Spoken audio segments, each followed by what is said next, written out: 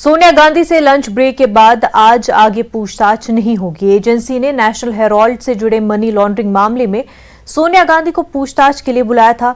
ED दफ्तर के लिए रवाना होते वक्त कांग्रेस दफ्तर के सामने हंगामा हुआ। इस दौरान पुलिस ने अशोक गहलोत, सचिन पायलट और भुवर जितेंद्र सिंह समेत कई लीडरों को हिरासत में ले लिया। कुछ पार्टी कारकुनों को भी हिरासत में लिया गया। तो आपको बता दें कि नेशनल हेराल्ड मामले में सोनिया गांधी से आज पूछताछ हुई। 20 के करीब सवालात सोनिया गांधी से पूछे गए। हालांकि लंच ब्रेक के बाद उनसे पूछताछ नहीं हुई, लेकिन इस पूरे मामले को लेकर के कांग्रेस पार्टी में काफी हलचल है। कांग्रेस पार्टी में गुस्सा देखने को मिल रहा है। बड़े से बड़े कांग्रेस लीडरान हो या फिर पार्टी वर्कर्स, सब सरापा एहतजाज है, सड़कों पर नजर आए। आपको बता दें कि कांग्रेस पार्टी के लीडरान और कारकुनान का ये कहना है कि ये इंतकामी कार्रवाई है। ईडी को जरिया बनाकर सेंट्रल गवर्नमेंट जो है वो इंतकामी कार्रवाई कर रहे हैं। राहुल गांधी और सोनिया गांधी से जिस तरह से पूछताछ के लिए लगातार बुलाया जा रहा है, वो उसको गैर कानूनी मान रहे हैं, गलत करार दे रहे हैं। चाहे गुलाम नबी आज़ाद हो, सचिन पायलट हो, शशि थरूर हो, सुरजेवाला हो, तमाम लीडरान का ये कहना है कि इस तरह से पूछताछ के लिए बुलाना ये गलत है और इसका कोई भी लीगल इस पर जवाब नहीं बनता है। बार बार एक ही मुद्दे को लेकर के दो लोगों को एक ही परिवार से पूछताछ के लिए बुलाया जा रहा है। मुल्की सतह पर कांग्रेस की तरफ से एहतजाज इस पूरे मामले को लेकर के देखने को मिल रहा है। वहीं पार्लियामेंट सेशन में भी इसकी गूंज सुनाई देती है। सोनिया गांधी से ये पूछताछ को लेकर के कांग्रेस लीडरान बोले कि इस तरह से पूछताछ बहुत ही गलत है, ये गलत इस्तेमाल जांच एजेंसियों का किया जा रहा है। कई कांग्रेस कारकुनान और लीडरान को हिरासत में भी लिया गया। आपको बता दें कि पूछताछ नेशनल हेराल्ड मनी लॉन्ड्रिंग मामले को लेकर के हुई है।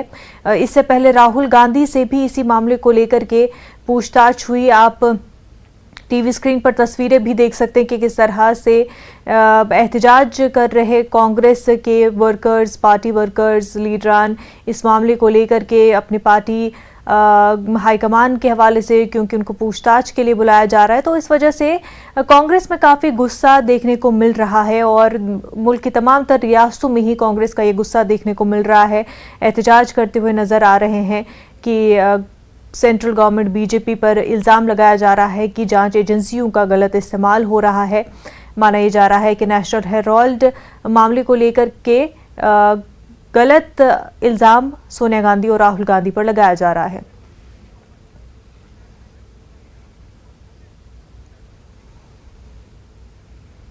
आगे बढ़ते हैं। एनडीए उम्मीदवार द्रौपदी मुर्मू या ओपोजिशन के मुश्तरका उम्मीदवार यशवंत सिन्हा, मुल्क का नया सदर कौन होगा, आज ये तस्वीर साफ हो जाएगी। पार्लियामेंट में वोटों की गिनती जारी है। 25 जुलाई को नए सदर जमहूरिया की हलफबर्दारी होगी। मौजूदा सदर रामनाथ कोविंद की मुदतकार 24 जुलाई को मुकम्मल हो रही है। इलेक्शन कमीशन के मुताबिक इस बार वोटिंग 99% हुई थी।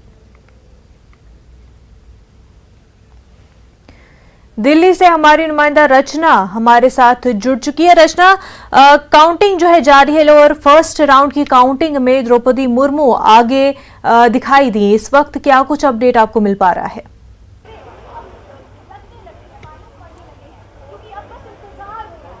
देखिए कि भारत का अगला राष्ट्रपति यानी कि 15वां राष्ट्रपति कौन होगा, इसके लिए मतदान चल रहा है। फर्स्ट फेज की जो वोटिंग है वो हो चुकी है। 540 वोट द्रौपदी मुर्मू को मिले हैं और 208 वोट यशवंत सिन्हा को मिले हैं और कुछ ही देर बाद दूसरे चरण की भी तस्वीर साफ हो जाएगी। 15 से 20 मिनट लगेंगे और जिस तरीके से हम द्रौपदी मुर्मू के घर पर हैं, आपको दिखाएं कि सिर्फ आधिकारिक सूचना का इंतजार किया जा रहा है, क्योंकि आदिवासी समुदाय से जिस तरीके से वो आती हैं, एक जुझारू महिला रही हैं और सबकी प्रिय नेता भी रही हैं, तो उसके चलते यहाँ पर उनके घर पर जश्न का माहौल जरूर है। लेकिन मैंने आपको बताया कि फर्स्ट फेज की जो वोटिंग है वो हो चुकी है। दूसरे फेज की वोटिंग का इंतजार किया जा रहा है और जैसे ही ये वोटिंग खत्म होगी और रिजल्ट सामने आएगा, प्रधानमंत्री नरेंद्र मोदी यहाँ पर पहुंचेंगे और खुद बधाई देंगे उनको। आपको दिखाएं कि यहाँ पर तैयारियां शुरू हो चुकी हैं। स्टेज जो है वो तैयार कर लिया गया है और जब प्रधानमंत्री नरेंद्र मोदी यहाँ पर पहुंचेंगे और द्रौपदी मुर्मू को बधाई देंगे, क्योंकि रिजल्ट आने का सिर्फ इंतजार किया जा रहा है। और आपको बता दें कि करीबन 1 घंटे का समय और लगेगा, क्योंकि सेकंड फेज जो है वो 15 से 20 मिनट में क्लियर हो जाएगा।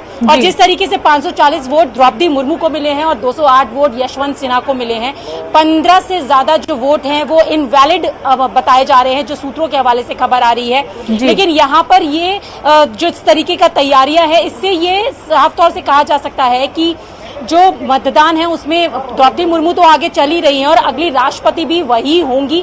उसी तरीके से तैयारियां यहाँ चल रही हैं। यहाँ 2 खेमे बनाए गए हैं। इधर आप देखें तो यहाँ आपको स्टेज पर एक कुर्सी नजर आ रही होगी कि जब आधिकारिक रूप से ऐलान हो जाएगा और उनको जब वो राष्ट्रपति बन जाएंगी तो वो यहाँ आएंगी। और जो तमाम बीजेपी के नेता हैं उन्होंने भी यहाँ पर पहुंचना शुरू कर दिया है।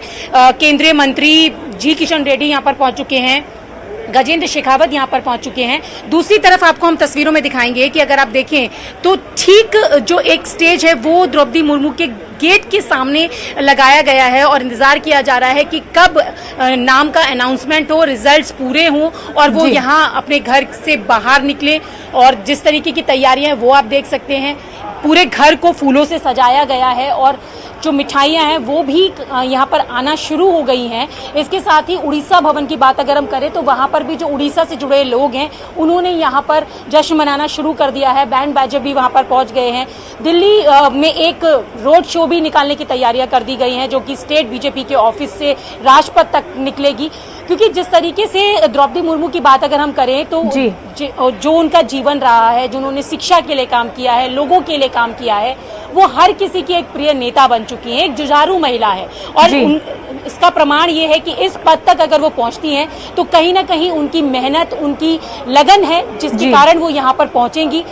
या विपक्ष के भी बहुत सारे ऐसे लोग हैं जो द्रौपदी मुर्मू को पसंद करते हैं, उनके काम को पसंद करते हैं। और जिस तरीके से उन्होंने एजुकेशन की बात करें तो उसके लिए भी बहुत सारा काम किया है। तो जाहिर सी बात है कि सभी की प्रिय नेता तो वो रही हैं। झारखंड की जब वो गवर्नर रही, उसके बाद अब चूंकि राष्ट्रपति पद की उम्मीदवार है और आज रिजल्ट आ रहा है और अभी तक वो बढ़त बनाए हुए हैं। फर्स्ट फेज की बात अगर हम करें, सेकंड फेज 15 से 20 मिनट में सामने आ जाएगा और करीबन 1 घंटा लगेगा जब तस्वीर साफ होगी और देश को 15वां राष्ट्रपति मिल जाएगा, उनका नाम अनाउंस हो जाएगा। और जिस तरीके से नाम अनाउंस होगा उसके बाद यहाँ पर प्रधानमंत्री खुद पहुंचेंगे। इसकी भी सुरक्षा व्यवस्था का इंतजाम यहाँ कर लिया गया है, प्रोटोकॉल पूरी तरीके से तैनात कर दिया गया है। और आप देख भी सकते हैं कि यहाँ पर तमाम जो लोग हैं बीजेपी के नेताओं ने पहुंचना शुरू कर दिया है। तो सिर्फ अब इंतजार हो रहा है आधिकारिक सूचना का, ऐलान का।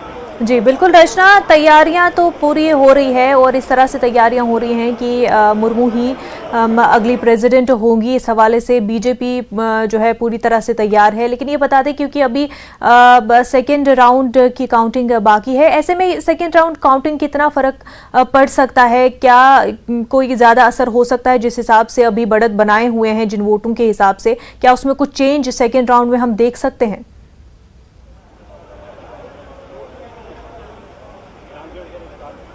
देखिए, फर्स्ट फेज की बात अगर हम करें तो 540 वोट जो है वो द्रौपदी मुर्मू को मिले हैं और 208 वोट यशवंत सिन्हा के पाले में गए हैं। तो यहाँ पर भी एक बड़ा डिफरेंस देखने के लिए मिल रहा है। और अब चूंकि जब सेकंड राउंड की बात हम कर रहे हैं, 15 से 20 मिनट में सेकंड राउंड क्लियर हो जाएगा। तो उसके बाद अगर हम फर्क की बात देखें तो ये जो सूत्रों के हवाले से खबर आ रही है कि ज्यादा फर्क नहीं देखने के लिए मिलेगा। बढ़त बनाती हुई द्रौपदी मुर्मू ही यहाँ पर दिखाई दे रही हैं।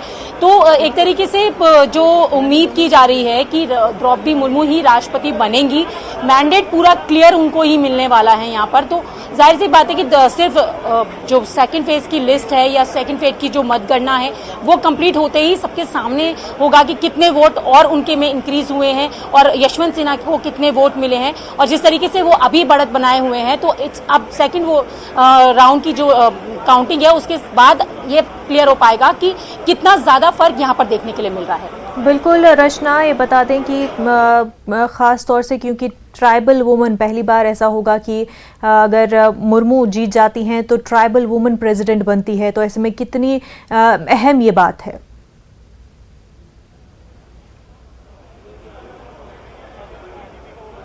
देखिए, देश को पहली आदिवासी राष्ट्रपति अगर मिलती हैं तो आदिवासी समुदाय की बात करें तो वो काफ़ी ज़्यादा खुश हैं यहाँ पे लोग, क्योंकि ट्राइबल एरिया के लिए जिन लोगों को अच्छी जीवन शैली चाहिए उनके लिए वो लगातार काम करती रही हैं। शिक्षा उनके बच्चों के लिए चाहिए, उनको शिक्षा चाहिए, उसके लिए भी वो जिस तरीके से मैंने बताया कि एजुकेशन के लिए तो हमेशा से ही जुझारू महिला रही हैं, लोगों को किस तरीके से शिक्षित करना है। और यहाँ पर हमारी कुछ लोगों से भी बात हुई, उनका भी कहना है कि जब हमारे समुदाय की एक महिला इतने बड़े संवैधानिक पद पर बैठेगी तो हमारे समुदाय के लिए गर्व की बात तो होगी, साथ ही साथ उनके जीवन स्तर में भी सुधार आएगा और जिस तरीके से वो जो मांगे करते हैं या वो जो चाहते हैं वो चीजें कहीं ना कहीं पूरी होंगी। और आपको ये भी बता दें कि तिरुपति से भी यहाँ पर एक पंडित जी पहुंचे थे, जिनका कहना है कि वो यहाँ पर सिर्फ इसलिए पहुंचे हैं क्योंकि वो भी कहीं ना कहीं आदिवासी समुदाय से आते हैं और वो यहाँ पर उनको आशीर्वाद देने के लिए पहुंचे। इससे पहले भी जो भूतपूर्व राष्ट्रपति रहे हैं उनको भी उन्होंने हमेशा यहाँ पहुंचकर आशीर्वाद दिया है। और उनका कहना है कि उन्होंने शुरू से देखा है कि उन्होंने द्रौपदी मुर्मू ने किस तरीके से अपने समुदाय के लिए, देश के लोगों के लिए, शिक्षा के लिए काम किया है, लोगों को आगे बढ़ाने के लिए काम किया है, उनके विकास के लिए काम किया है। तो पूरी उम्मीद है कि जब वो राष्ट्रपति बन जाएंगी तो आदिवासी समुदाय के लिए, अन्य लोगों के लिए वो बेहतर काम करेंगी। और इसी उम्मीद के साथ वो यही चाहते हैं कि द्रौपदी मुर्मू ही अगली राष्ट्रपति यहाँ पर बने। तो ये कामना भी उनके समुदाय से जो जुड़े लोग हैं, जो देश के और लोग हैं, वो ये कह रहे हैं। खास तौर से अगर हम जानना चाहें कि कौन कौन सी पार्टियां हैं जिन्होंने खुलकर सपोर्ट किया मुर्मू का, उनमें कौन कौन आएंगे क्या, और कुछ ऑपोजिशन में भी कुछ ऐसे लोग हैं जिन्होंने सपोर्ट किया हो मुर्मू को?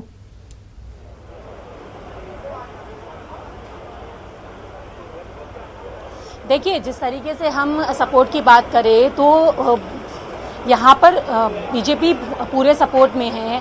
इसके साथ अगर हम अपोजिशन की बात करें तो कांग्रेस सपोर्ट में नहीं है। इसके साथ ही जो आम आदमी पार्टी है उसने साफ मना कर दिया था। और अब मैं आपको एक स्टेज पर दिखाना चाहूंगी कि आप देख सकते हैं कि अभिनंदन के लिए नवनिर्वाचित माननीय श्रीमती द्रौपदी मुर्मू का एक पोस्टर भी सामने आ गया है इस स्टेज पर। और बस अब इंतजार है कि कब नाम का अनाउंसमेंट हो और देश को अगली राष्ट्रपति मिले। और ये बेहद गर्व की बात होगी पूरे देश के लिए कि आदिवासी समुदाय की एक महिला जो है वो राष्ट्रपति बनने जा रही हैं। और उसी तरीके का ये पोस्टर कहीं ना कहीं उस चीज को क्लियर करता है। आप देख सकते हैं कि यहाँ पर जिस तरीके से ये पोस्टर है और अभिनंदन के लिए तमाम जो लोग हैं, मैंने आपको बताया कि पहुंच चुके हैं बीजेपी के, तो वो लोग भी पहुंच रहे हैं। तो ये पोस्टर कहीं ना कहीं साफ कर देता है कि सिर्फ अब आधिकारिक सूचना या उसका ऐलान होना बाकी है। बिल्कुल, अब बस ऐलान का इंतज़ार कर रहे हैं बीजेपी, क्योंकि तमाम तैयारियां जो हो चुकी हैं, रचना आप हमें दिखा रही हैं कि किस तरह से स्टेज तैयार है, वेलकम की तैयारियां हो रही हैं, साथ ही साथ जश्न का माहौल भी देखा जा रहा है। ऐसे में बीजेपी के लिए भी काफ़ी अहम है कि उनकी उम्मीदवार जो है वो प्रेसिडेंट बन जाती हैं और वो एक ट्राइबल वुमन को वो अगर जीत जाती हैं तो प्रेसिडेंट बनाते हैं। तो ऐसे में बीजेपी को भी इससे काफ़ी ज़्यादा फायदा होगा।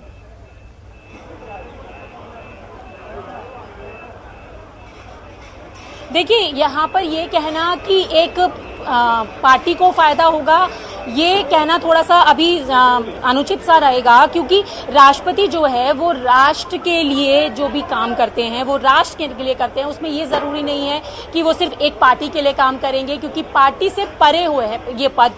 तो यहाँ पर किसी पार्टी के लिए नहीं बल्कि राष्ट्र के लिए, राष्ट्र के लोगों के लिए, देश के लिए काम किया जाता है। और यही उम्मीद जो अगली राष्ट्रपति बनने वाली हैं या बनने वाले हैं उनसे भी की जा रही है कि देश के विकास के लिए, देश के अच्छे भविष्य के लिए वो काम करेंगे। इसे किसी पार्टी से देखकर क्योंकि ये राष्ट्रपति का जो पद है वो पार्टी से परे है, किसी पार्टी से जोड़कर देखना थोड़ा सा गलत होगा। तो यहाँ पर क्योंकि राष्ट्रपति का जो पद है वो संवैधानिक पद है और संवैधानिक पद ऐसा है जो देश के हित के लिए, भारत के हित के लिए, देश में रहने वाले लोगों के लिए और देश की सुरक्षा और देश के अच्छे के लिए काम किया जाता है। तो जाहिर सी बात है कि जब अगला राष्ट्रपति हमें मिलेगा तो उनसे भी यही उम्मीद की जा रही है कि देश के विकास के लिए वो बेहतर निर्णय लेंगी, बेहतर नीति बनाएंगी और बेहतर काम करेंगी। बिल्कुल रचना, क्योंकि ओहदा जो है वो तो पार्टी से हटकर है, लेकिन जिस तरह से कैंडिडेट को चुना गया उस हिसाब से कि एक मैसेज भी जो है पार्टी की जानिब से जाता है कि हम जो है तमाम तर तबकात को नज़र में रखते हैं, सभी कम्युनिटीज़ का बराबर ख्याल रखते हैं, ऐसे में किसी भी कम्युनिटी को नेग्लेक्ट नहीं किया जाता। इस तरह से एक मैसेज जो है जाता है लोगों के बीच में।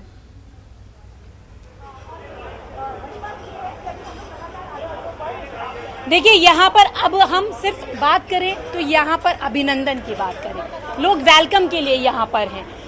जब वो पद संभालेंगी उसके बाद रचना, इस वक्त ये अपडेट जो सामने आ रहा है कि दूसरे राउंड की काउंटिंग भी जो है मुकम्मल हो चुकी है।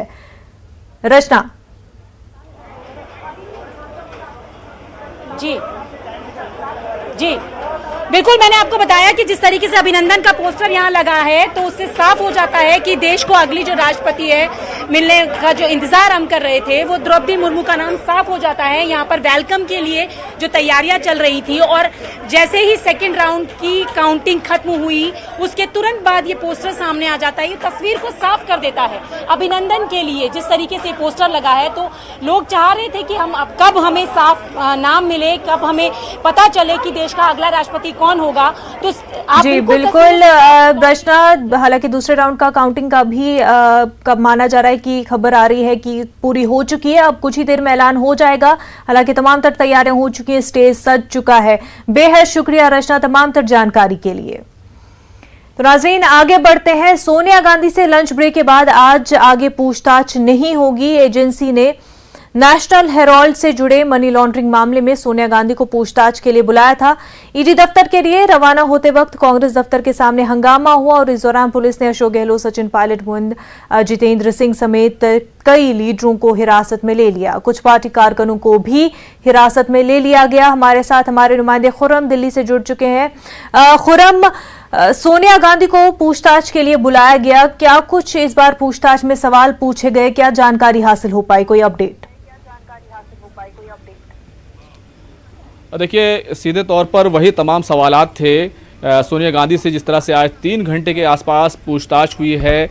और सवालात यही थे कि यंग इंडिया कंपनी जो बनाई थी, जिस पर तमाम चीज़ों को लेकर के इल्ज़ामात हैं कि किस तरीके से यंग इंडिया कंपनी ने नेशनल हेराल्ड की जो पूरी जायदाद है उससे जुड़े जो 90 करोड़ का कर्ज है, ये तमाम चीज़ें यंग इंडिया कंपनी यानी कि सीधे तौर पर राहुल गांधी और सोनिया गांधी के पास कैसे आ गया। उसमें कांग्रेस के और ऑस्कर फर्नांडिस सहित कई 1-2 लीडर और भी शामिल हैं, मोतीलाल वो भी शामिल हैं इसमें। लेकिन अगर आप देखें तो आज भी जो पूछताछ हुई है उसका वही तमाम सवालात थे कि आप क्यों बनी, किस तरीके से ये फंड यंग इंडिया के पास आ गया, क्यों माफ़ कर दिया गया जो कर्ज दिया गया था।